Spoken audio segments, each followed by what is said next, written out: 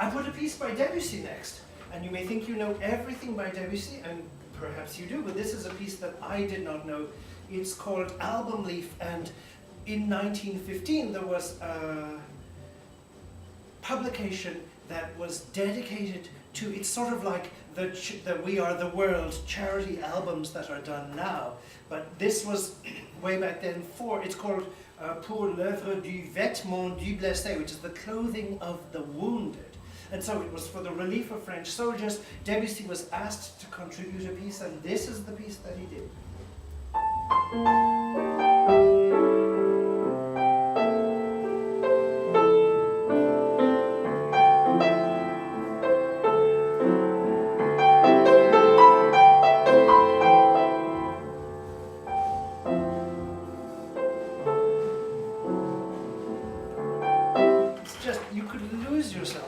And it's only 2 pages, and it's not particularly difficult, and it's just so sensitive and so beautiful, and the harmonies are wonderful. And it's not known.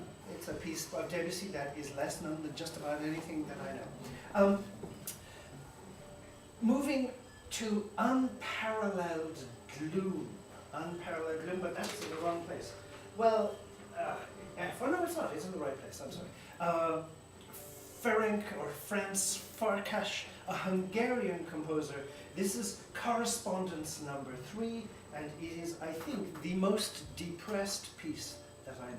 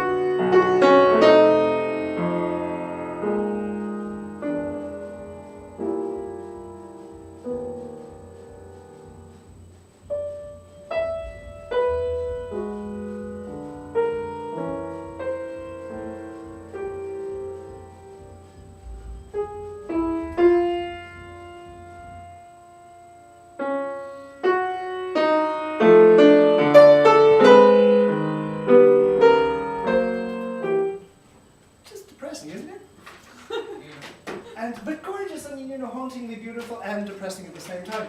I realize as I'm doing this run through that just about everything that I've chosen is harmonically rich and slightly depressed. And what you're going to do. This is Prelude for a Pensive Pupil. Pensive being thoughtful, and it's by Peggy Glanville Hicks, an Australian composer who you wish had written more piano music. She wrote virtually nothing. But this is Prelude for a Pensive Pupil, and I think it's gorgeous.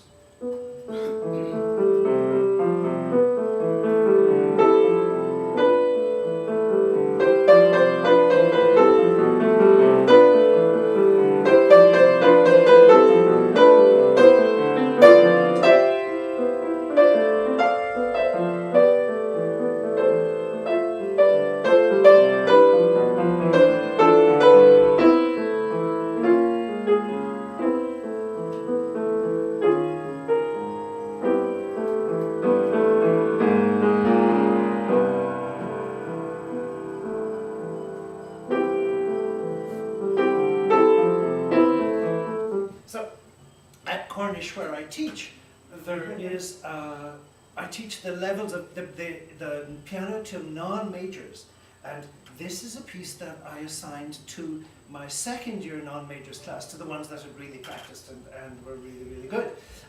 And 2 or 3 of them learned it so beautifully, and I was really, really proud of them, and I thought that was great. But I hadn't actually, and they played it they were so good that I put them in the concert of the piano majors, because they had, two of them had done such a really, really good job with it.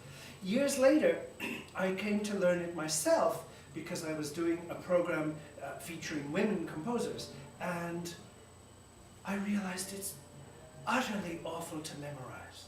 It's really, really hard because it's this lovely undulating accompaniment that's sort of almost random, And suddenly my respect, that's happened with one or two other pieces as well, suddenly my respect for the poor students who weren't even piano majors, who had learned it so hard and done so much work, it just went up a great deal because I found it really, really, really hard to memorize. What you going to do? This is a piece for left hand by Godowsky. It's the start of a piece for left hand by Godowsky. It's from the Schirmer book, Pieces for the Left Hand Alone, which is a book that you all should have. And the reason is that a year ago I had a student who fell snowboarding and she broke her right wrist, and this was a total echo of a student who 2 years before that had fallen snowboarding and broken his right wrist. I think it's called a fouche injury, where you fall over outstretched hand and you break it with this. They say that when you fall, you should, if you can remember, to fall like this or fall like this rather than falling like this, because these are much stronger and you're not going to break those, but this, you can break these very easily. Anyway, for one reason or another, people will fall or will injure themselves, and because most people are right-handed, they will injure their right hands. They'll put that out to protect them.